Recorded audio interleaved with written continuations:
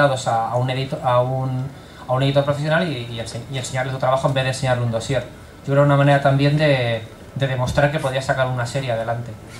Entonces yo empecé en el mercado español haciendo, pues ya empecé un poco a partir de los Reyes Elfos a hacer cosas para Steve Berry, para Dolmen, y a partir de ahí ya un poco di el salto primero al mercado francés, que hice un par de álbumes con la editorial Soleil. Además también a raíz de que vieron mi trabajo en la exposición del Salón del Cómic de Barcelona, y luego también empecé a trabajar para el mercado americano. Hice primero un par de cómics a nivel un poco más independiente en Image con un guionista que eran Zombie y Demon Cleaner, y luego ya di un poco el salto un poco a un nivel más alto trabajando con DC en la novela de Filthy Rich con Brian Azzarello, que era un poco el lanzamiento que querían sacar ellos de una línea de género negro que se llamaba Vertigo Crime.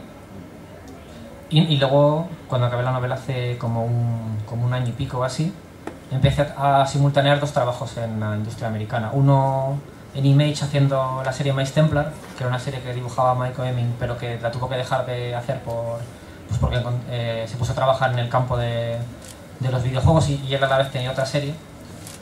Y luego con la editorial IDW llevo trabajando ya casi un año en la adaptación de unas novelas de James Patterson, que tiene una serie, bueno, es un bestseller que yo no conocía, pero que debe ser bastante superventas en Estados Unidos. Es el de las novelas de La Hora de la Araña y El coleccionista de amantes y eso. Y ha sacado como una especie de cómic juvenil sobre tipo Harry Potter o El ladrón del rayo de Niños Magos y tal. Y estoy haciendo yo como cómics de los personajes con un guionista también. Y llevo ya eso, un par de series y seguramente haré una tercera. ¿Y has dicho que sigues con Reyes Elfos? Sí, lo que pasa es que al no poder seguir yo la serie, aparte de estar reeditando todo lo que al principio salió de Siete Monos y también lo que salió con Dude, lo está reeditando Dolmen, de vez en cuando hacemos alguna historia, hacemos una serie de antologías con otros autores a los que yo suelo escribir, que es un poco lo que hago yo casi ahora casi para el mercado español a día de hoy, porque no tengo tiempo realmente haciendo dos series en Estados Unidos a la vez, no me da tiempo a dibujar nada casi para aquí. Y entonces suelo escribir guiones para otra gente. Y parte de esos guiones son para una antología de Reyes Elfos que se llama Historias de Fairy, que ya va a publicar ahora a final de año su tercer volumen, con dibujantes invitados. Igual dibujo yo una historia con un guionista invitado y el resto de historias las hacen otros dibujantes. Además, de hecho, yo creo que muchos de compañeros de, por ejemplo, Jordi, gente con la que he trabajado, como Jordi ha hecho ahora una historia también. Entonces, bueno, también es una manera de reencontrarme también espero con alguno de los monos, en cuanto tenga yo un poco también la historia, cómo enfocarla, me gustaría hacer. Pero es un poco lo único que hago así para el mercado español, el hacer o reediciones de cosas mías o escribir para otra gente. ¿No tienes... ¿Qué? No, estaba muy bueno. Ah, vale. ¿No tienes más, digamos, no trabajas ni en ilustración, ni en temas comerciales? ¿Haces muy poquito. De vez en cuando me sale alguna cosa de ilustración o muchas veces relacionada con el cómic. Pues o sea que, digamos, el objetivo de ser profesional Sí, yo por lo menos, la verdad es que de cómic, básicamente es lo que más sé hacer, y de hecho es un poco lo que aprendí en Siete Monos me ha venido bastante bien en ese sentido, porque por lo menos lo que es el proceso editorial, al haber estado trabajando desde el principio, que tampoco es que lo hiciera yo, pero bueno, tenía Manolo, que era un poco el que lo hacía y el que me lo explicaba, porque es que no teníamos, bueno, en ese momento no teníamos casi el tema de los ordenadores para maquetar, ese tipo de proceso editorial estaba un poco empezando, o sea, no era tampoco accesible a todo el mundo en ese momento, estaba un poco empezando la gente a aprender eso. El yo lo guiso, yo me lo como Entonces un poco me sirvió para eso, para conocer el proceso, y ahora que me dedico solamente a la parte de dibujar, que muchas veces en el mercado americano ni siquiera la de escribir, pues por lo menos sí que me sirve esa experiencia para un poco pues poder colaborar con las otras partes del proceso, que en América está tan dividido en sectores tan concretos, para intentar hacerlo mejor.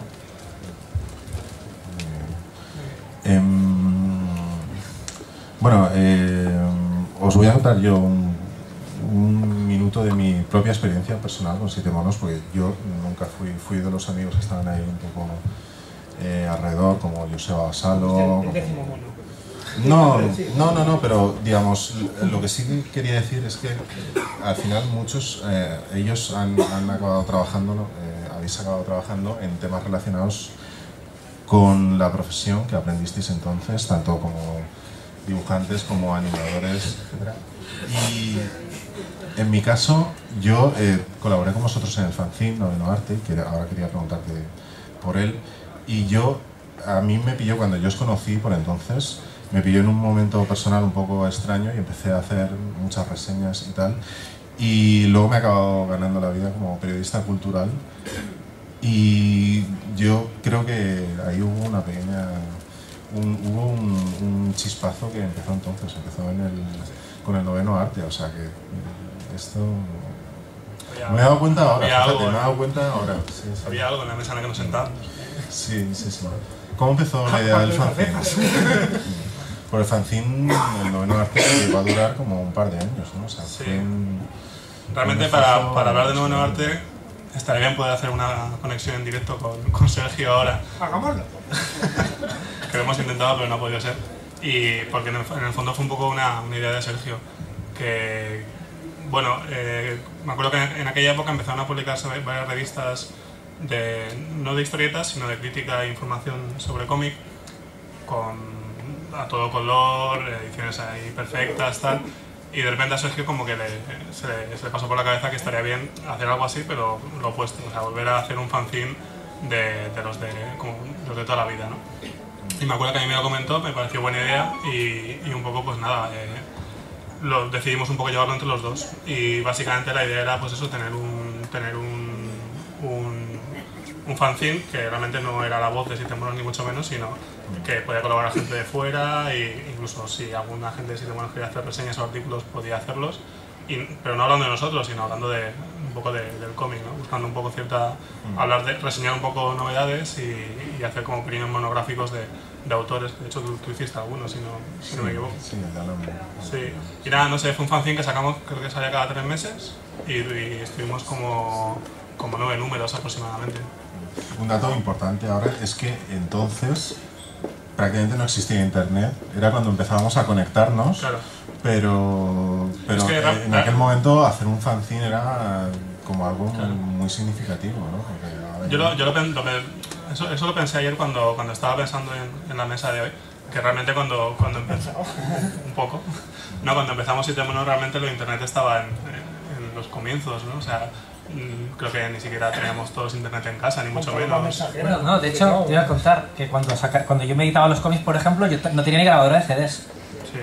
Entonces era como me llevaba el zip, este gigante que tenía Bartol, me lo llevaba a mi casa, me iba a casa de Jordi, grababa el CD y luego iba a casa de Manolo, todo en autobuses, a devolverle el zip. O sea que era... Y bueno, Manolo cuando maquetaba un libro le petaba el ordenador, solo le cabía un libro, podía hacer un libro a la vez.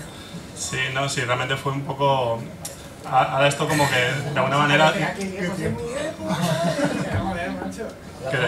En esa época, vale, pues era como los fanzineros de toda la vida, o sea, te recortabas los textos, los pegabas encima, pero es que dicho así, parecemos más viejos de lo que somos. No, es que ha ido muy deprisa, es que hay como canales en la tele. No, estaba en Telecinco. Corríamos sobre cristales rotos. Pero eso que era, bueno, se ha cambiado en 10 años se ha cambiado. Internet yo creo que lo tocamos en la facultad porque estaban poniendo las aulas de internet, pero realmente creo que la facilidad es que... No, se nos oye bien por ahí, ¿no? No. Yo hablo para que... Aquí ya chicas al final no oído nada. Repito otra vez al principio. Desde el principio. Me agoto. Quiero decir que ahora hay unas facilidades que yo esperaba que hubiera todavía más gente. Ahora ya... Quiero decir, ahora hoy en día la gente, me lo hago yo mismo y con la distribución en internet que hay, yo esperaba que hubiera todavía más gente. Y me sorprende que no haya más en España. Sí, o sea, la gente, yo no sé si considera los fanzines, que lo he leído hace poco en un foro, en una de las charlas, yo los fanzines los concibo como tú quieres hacer algo y como nadie te lo sacas tú. No como para un trampolín, ¿no? Que me parece un enfoque equivocado y hasta traicionero.